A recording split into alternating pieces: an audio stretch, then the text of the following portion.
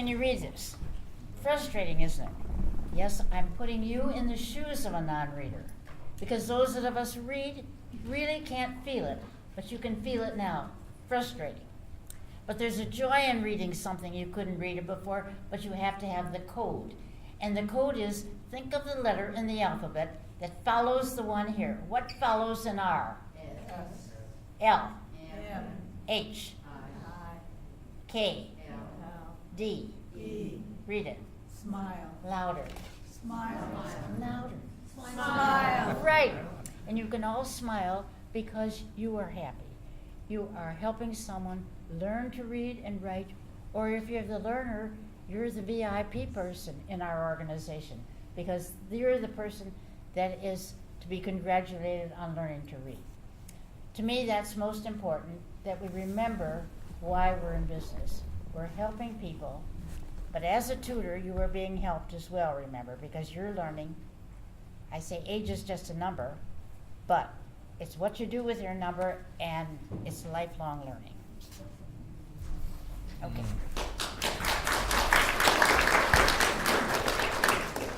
I'm honored to be here talking with you today. We actually go back many, many, many years. I was studying at Syracuse University from 1966 to 68. I knew Dr. Frank C. Laubach, the pioneer of adult literacy. You knew Dr. Frank C. Laubach. I knew Frank Laubach, and he was a missionary, and he was a pioneer in the field. And it was Dr. Laubach and also wealthy Hansiker Fisher, who is has World Service, is what she started, and she wrote the book To Light One Candle. That was a long time ago. It was a long time ago, but I haven't forgotten. Anyway, I wanted to find out from you. I know you started your business, if I correct me on this, 1966, something like that? 61. 61. Whereas Frank C. Laubach started Laubach Literacy in 1955. So pretty close. So you must have known Dr. Frank pretty well. Was the fact that you knew him, was this kind of an influence for you to start your own particular movement? No. I had no plans on starting my own.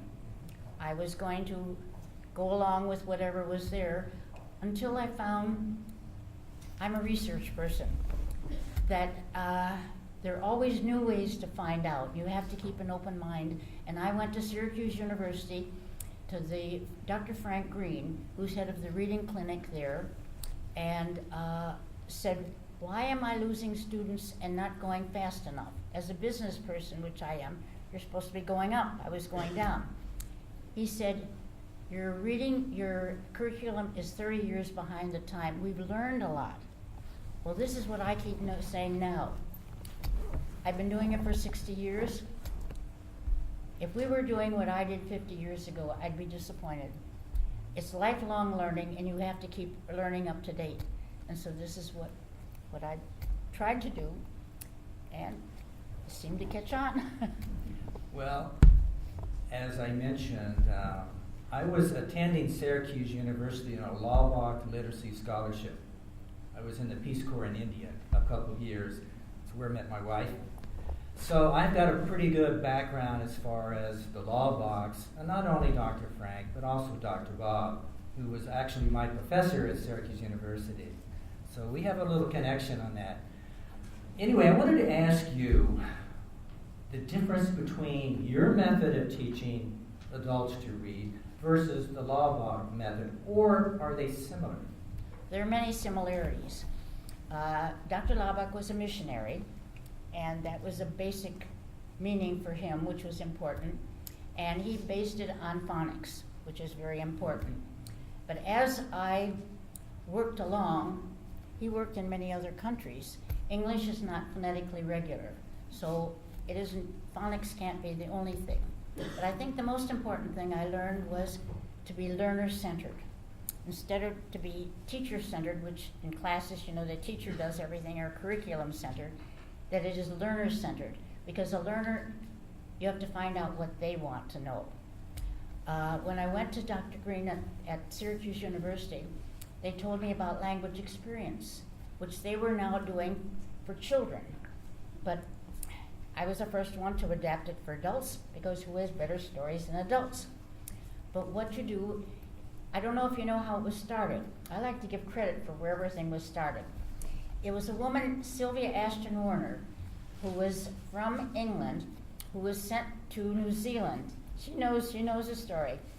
Sent to New Zealand to work with the children, but the only books she had were with white children in a city situation. And she was working with brown children in a rural situation, so she had to adapt to that. She had no materials, so she asked the children, "What's happening in your village?" They told her, she wrote it down and wrote their words, taught them their words. Immediately, they were an author, and that is exactly what we're doing now. Well, what it does, you find out what the student knows, and I'm finding out that very often the student knows more about certain subjects than I do. And by finding out that and letting them read the words that they want to know and their goals. Yeah, I wanted to ask you a question about teaching adults to learn to read and write. This goes back a long ways, and we're in the digital world today. So how is teaching adults to read and write today versus 10, 20, 30, maybe even 40 years ago? It depends on the student. Some students have an iPhone. Some of them can do that. Some of them do not. They can talk on the phone, but they can't read and write, so they can't send a message, so sometimes they want to do that. There are some programs on the computer that can help as homework. As I say, you can be in a class and you can have a one-to-one tutor and do it on the computer. So the more that you have, the better. Some of the elder students are not comfortable with the technology, but some of the younger ones are. So it depends on who you are. I say it's learner-centered is what I push it on. You have amazing accomplishments. Crazy. It's incredible. 9 books, probably more than that. 14. 14? Another one coming up. Another one's nearly on the way. It's on the way. Of all the achievements that you have, what are you most proud of? I'm most proud of the students who have learned to read or speak English. That's the most important thing. And the tutors. Because the tutors are giving of themselves. I can't afford your tutors. You're giving more than you can. That's why I do the research and training. Because if you give yourself as a tutor, you deserve the best training. So I think that's why I appreciate it so much. And you students, you deserve the best trained teachers. And so that's what I'm most proud of. I'm also, it's hard for me to say because that's my personal wish, but I am proud of the honors that I've gotten because they point to literacy. They give the country more awareness of what our problem is and gives all of your organizations a chance to get more funding, to get more recognition, and so forth. So I'll keep taking them as long as it helps all of us. Well, this leads to my question of what are the major challenges facing adult literacy programs today? I know there's the government is probably cutting back or threatening to cut back on funds. I think the biggest problem is awareness. Because people forget. They keep going about their business and they forget. When I started Literacy Volunteers in Syracuse, it was a 1960 census. That's when I started. That said there were 11,055 functional illiterate in Syracuse. Not in Asia or Africa where I knew there were illiterates because I was aware of that. But in my city, we were an educational city. We had absolutely, everybody had to go to school. How could they not be able to read? Where were those 11,000 people? Well, it took me a long time to find them, and as I did all the rest of it, but I find now that was the tip of the iceberg. There are 60,000 people in Onondaga who read below the 5th grade level. So the problem is bigger than we ever thought it was. And that's one of the things we have to be aware of. And that's one reason I will talk to people. And that's another reason I think it's perfectly wonderful to hear about the students who have conquered it. And to you tutors, you donors, your representatives or partners in all different parts, you are spreading the word. Because if you are listening to a student, or if you're teaching a student, you can't help but talk about it to everybody else. And once you start talking about it, it builds it up. I think awareness is one of the biggest things. And with awareness comes funding. And how do you do that? By getting more people involved as possible. They just had a 100th birthday party for me. They had 400 people. I was amazed, but it was surprising. The money that came in from that, because it got people aware of illiteracy and the whole program. So I think that's one of the main problems. The other thing is, I think we have to keep an open mind so that we keep up to date with other programs. I'm very proud of the fact that on our national board we have top people from the universities, local universities around the country, because they are accepting that we are a professional organization. We are doing the cutting edge type of work. But that means more research. That's the other thing I'm interested in research. As mentioned, I am the publisher of Active Over 50 magazine. It's for boomers and seniors. And I'm particularly interested in people staying engaged, being active throughout their lives. You definitely fit that category. In fact, I'm going to feature you in an upcoming issue of Active Over 50. So that's another reason why I wanted to meet you here today. Not only the connection we have with literacy, but also with the publication. Let me ask you, how do you stay active, and is there any secrets that you have maintaining your health? People say it must be your genes. And I said, well, my father died at 38. My mother lived to 96. So we all said if we could get by 38, we might. I'm the oldest of 5 children. We could get to, I think that might have a little bit to do with it. Part of it's luck, I think. I'm the oldest of 5 children. I'm supposed to be the first one to go. They're all gone. It's only me. Why? I think part of it is a balance in life, and this is what I'm trying to do. And I'm stressing that in my next book. And what it is people go overboard on one thing or another. Physical. Many people are all physical, everything else. Well, that's a very important one. If I did not have the physical ability, I wouldn't be here. So what do? As I say, I go to the gym, I play golf. This morning I've already done my exercises. I do them. People say, isn't it nice you like to exercise? I said, who said I like to? I don't like to. But if I want the quality of life, I have to do that. And the same thing with nutrition. As you get to be my age, you don't have much appetite. I could go long without eating much, but I don't dare. And I do take Ensure. So the physical is an important part. The second one is mental. We have no control if we have Alzheimer's or dementia. And I count my blessings that I still have a good mind. But I do know sometimes you can't. But what do you do to help that? Well, they say several things. One is the yoga and getting breath there. So breathe deeply. And when I do, I'm thinking, go on to my mind, go ahead. So I do that. I do Sudoku. I do, of course, lots of reading. I recently have had cataract operations on both eyes. For 1 week, I could hardly read. It nearly broke my heart how important reading is to you.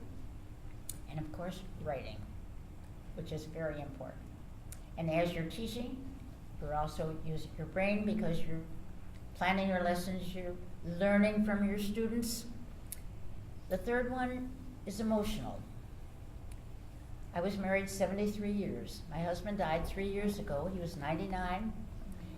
I'm still wearing his wedding ring. We were a very romantic couple. I miss him terribly, but I have chosen to be positive about it, not to be negative. Instead of grieving about it, I said, count my blessings. I had him for 73 years. Wasn't I lucky? So it's how you look at something. Love, trust, emotions are very important, and I work on that. And the fourth thing is spiritual. Did I hear? Oh, okay. Somebody else. It's spiritual. And there again, it depends on how you were brought up. I happen to be brought up a Protestant. I've been teaching the imam's wife. The imam is a Muslim. And I have learned to work, because I've been in 60 countries, I've worked in 26 developing countries with all religions, and I'm always looking for the similarities, not the differences. And this is what I'm doing. So when I was, the imam wanted to interview me before he let me teach his wife, because he didn't want anybody to proselytize. And so I passed the test, fine. But when we went to leave, I said to him, you do know I'm a Christian? He said, yes, I know. I said, do you want to know why I'm a Christian? Yes. Why are you a Christian? Because I was brought up a Christian.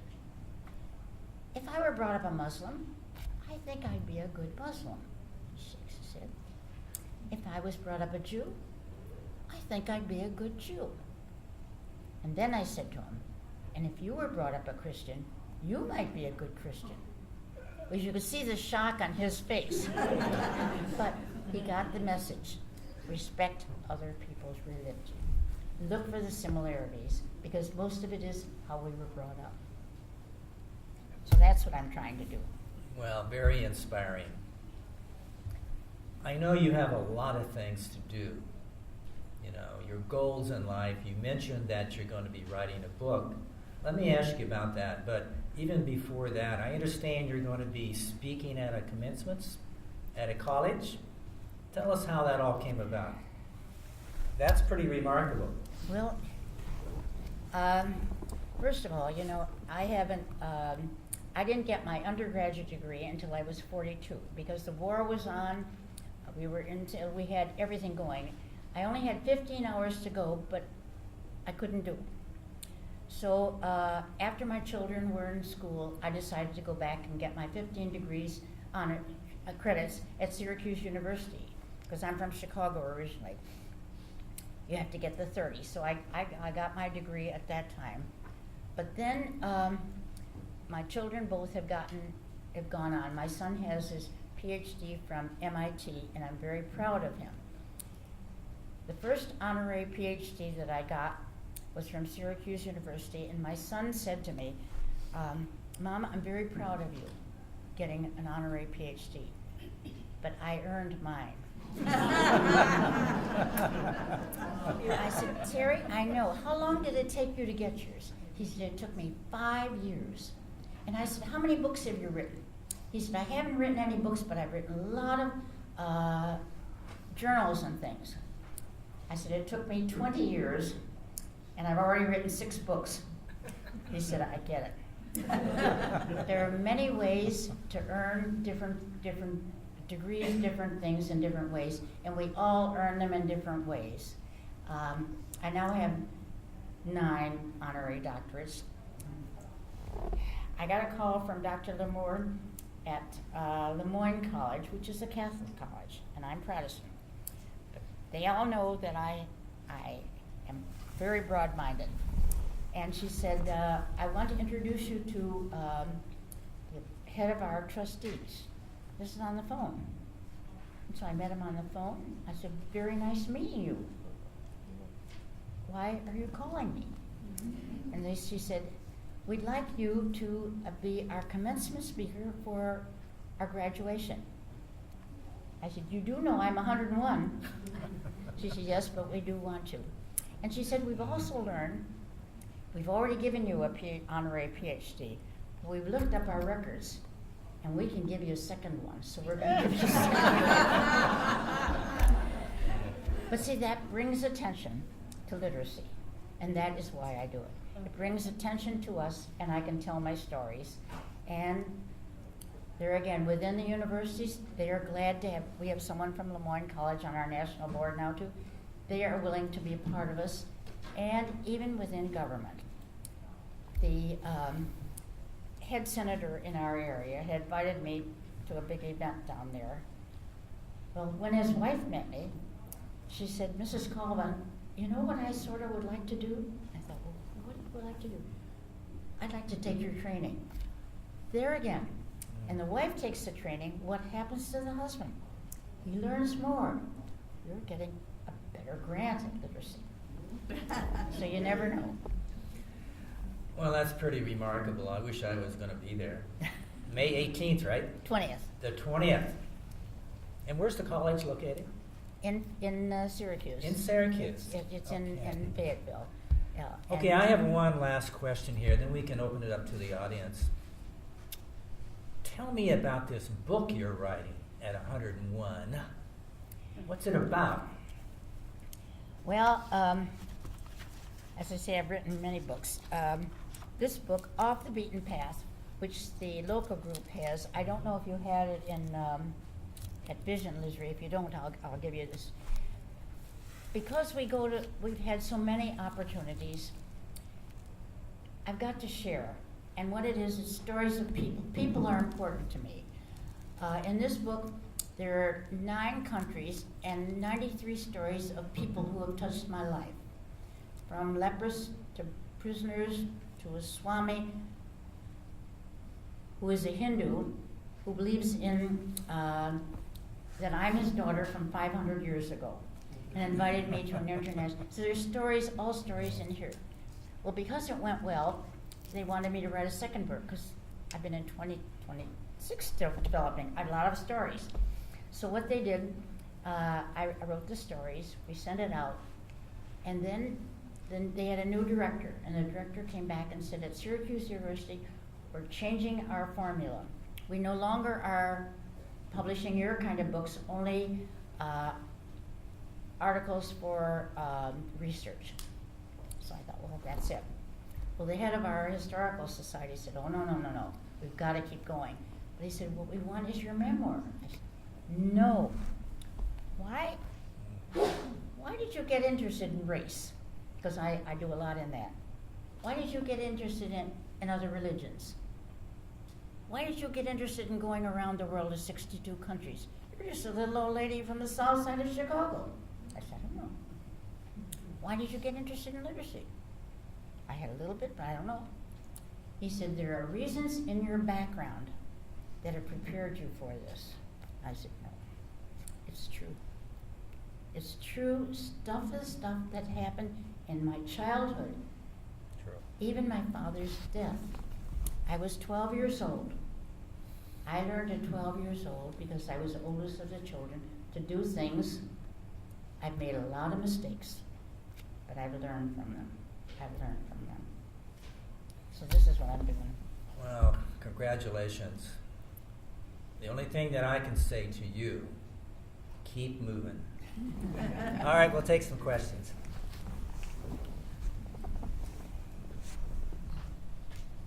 Surely somebody has a question, right? Okay. Question for When Ruth. she was here a year ago, we asked about your new book. Can you talk just a little bit more about it? Well, I've been working 4 years on it, so I'm still down. It's just about related. It will also have, because international has been a very big part of my life. And so it has stories from 22 countries, and I think there are about 44 stories within there. But the stories, this Greg Tripoli, who is the head of the Onondaga Society, he said, we want to know what effect did they have on you? And they did always have an effect on me, but I hadn't thought of that much. So this is what it's about. You'll hear stories that are funny, are my mistakes, and all. Very good. Anybody else? How long do you write every day, or do you have a schedule, or how do you discipline yourself to actually sit down and start writing? I have, there again, I have an iPhone, an iPad, and 3 computers. And I have the double screen so that I can work well. I work at least 3 hours a day on the computer, sometimes 5. The thing is, I don't know about you, but when I get involved in something and I don't get hungry, I can keep going. And that's wrong. I've got to stop. And finally, I look at the clock. I say, just 2 hours. I make myself get up, but I do at least 3 hours. And I have my computer with me here too. I did not have an iPhone. I had a track phone. And when my husband died, because they're in California and DC, they said, you gotta have one. I thought, I really don't, that's a lot of learning. And they insist that I have it with me at all times. It's because they have I-360 where they can locate. She knows where I am right now. Yeah. It's called Find Me. Find Me on the app. We have it. I have it too. You have it too? Yes, I do. Very good. Yeah. Yeah, it's Yes. great. How many hours a day do you sleep? Pardon? How many hours a day do you sleep? 10. Ooh. I go to bed at 9 and I get up at 7. I don't always feel like it. See, when you're older, your body needs a little more sleep and a little more other things. But I get up in the morning no matter what, and I do my first exercises in bed. A yoga exercise. In fact, I've had people come over to me and say, Ruth, can we come over and see what you do? They don't believe it. I'll share everything I've got. I mean, I don't know what it is. It seems to be working for me, but who knows? Ruth, I have a question. Yes. What are some of the biggest challenges you have faced? What is the biggest? What are some of the biggest challenges you have faced when you started the Literacy Volunteers for America? Can you describe one challenge? I've lived in a man's world. Mm. And when a woman starts to do anything like this, you are put down. I've been put down many times. I'm Swedish background. My husband called me a stubborn Swede because I do not give up easily. But I've had many challenges saying I wasn't supposed to do this, and I was willing to give it to other people. In fact, I opened it up to Church Women United, where they had 90 churches, women that were behind it, and I wanted them to take it. And they said, voted no, they would sponsor it if I would take charge. So I tried. But I think keeping an open mind is the most important part. And knowing that what you're doing now, you think is the best. But there's always something better out there. Keep looking for it. Keep watching for it. And it's surprising that you do find it. And then don't give up. I mean, I don't take my rejections personally. I figure I lived in a man's world all these years. And see, even when my father died, in the book it will tell you when my father died, he was 38, it was 1929, the Big Depression, and he died very suddenly. There were 3 brothers that had these businesses. They owned all this land and they were building a big community. They had a coal business, a cement business, and a building business. And when he died suddenly, he had no will. And depression. So they didn't make him a lady, the executive, not my mother. My uncle was the executive. And we lowered our income, we kept going down, down, down. But we knew that they had saved for me to go to the University of Illinois. And so when I graduated from high school, we went to Uncle Frank and said, you know, it's time for Ruthie to go to the University of Illinois. He said, no. He said, yes, we saved for it. No, we're saving it for the boys. You cannot go. So he would not give me the money.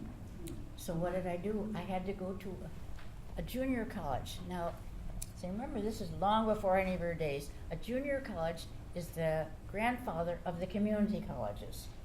So I went to this tiny junior college in Harvey, Illinois, 200 students, but we were housed in a high school.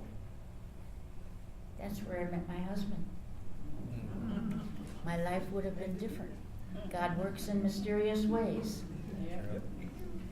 So and there have been many downs, and this is why when I talk to you tutors and you students and everybody has downs. It's how you look at it.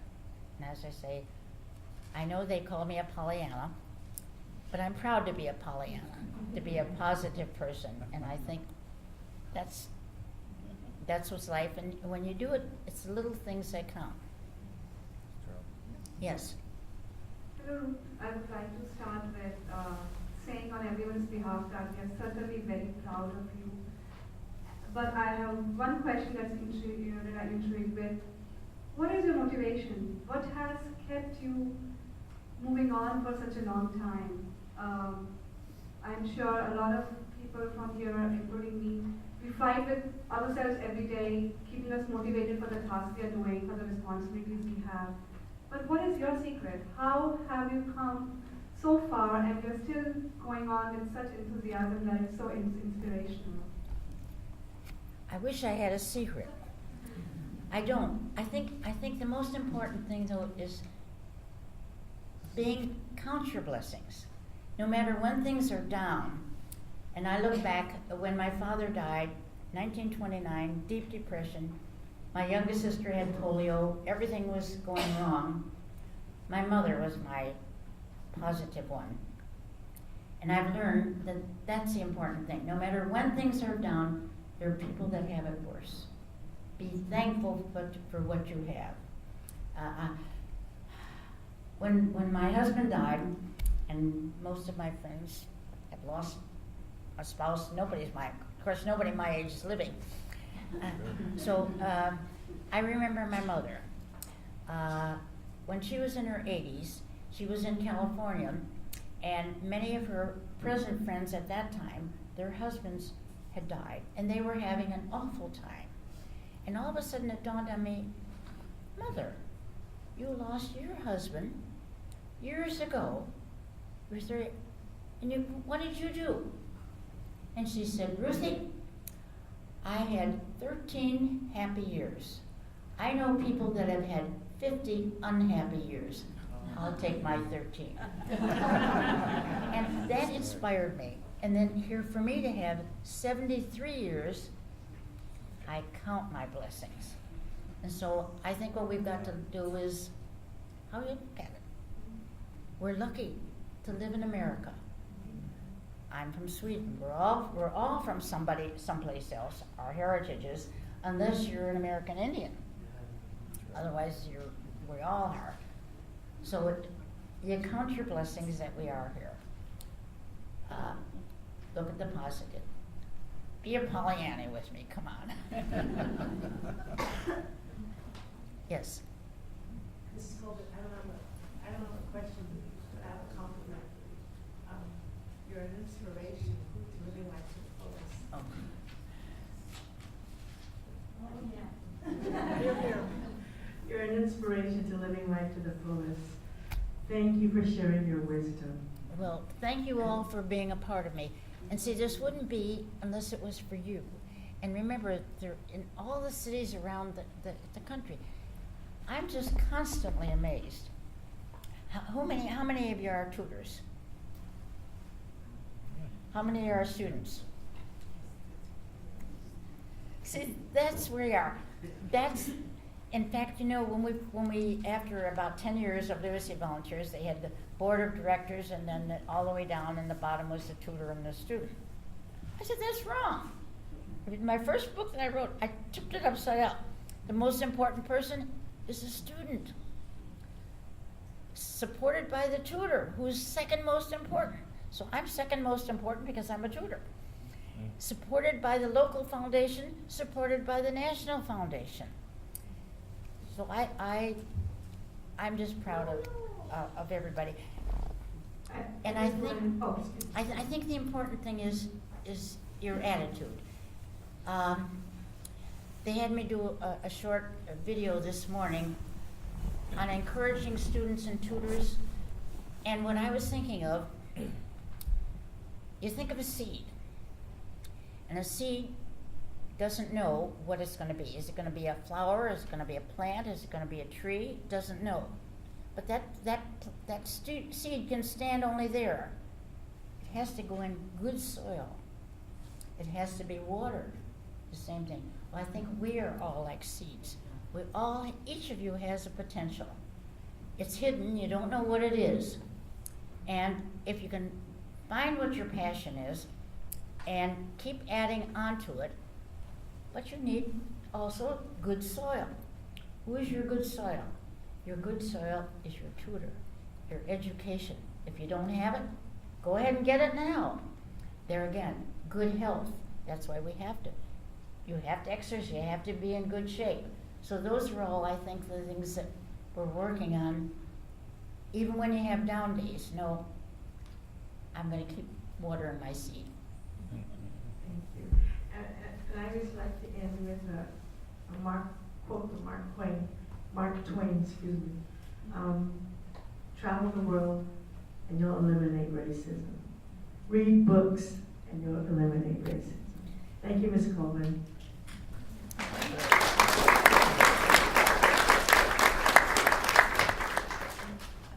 It's interesting. It's true all over. It's all over because there are other things that are more important that you can't fit it in.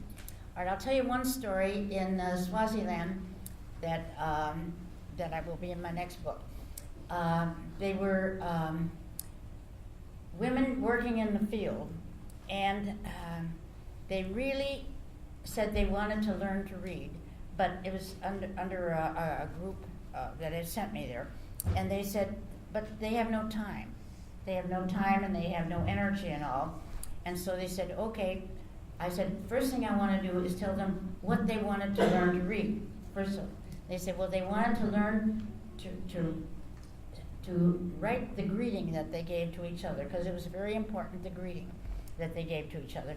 The second thing they wanted to do, they wanted to write, they knew how to cook, but they didn't know how to write any of their recipes or anything down because they wanted to pass them on, but they didn't know how to do it. So I found out what they did, and I had a local artist draw a picture of two women dressed as they were, greeting each other, and another one doing this. And they work in the field, and they said they're going to bring them in for 1 hour in between. Well, that was hard for the women. They came in, they were tired. Some of them had babies on their back and so forth sitting there. And we started it. They got so excited that they could learn. They had been told all along that they were dumb, that they couldn't. They were women. They should never learn. Everything was down. And I was saying just the opposite, We women have got to, and here's what two women grading. These are the words, and they read it all. They went back laughing. That, to me, made it worthwhile. We kept that up for several days, as I say. I think if you can inspire them to know that, especially when women are put down, to know that we women have the equal brain and we can do it. So that's what I try to do.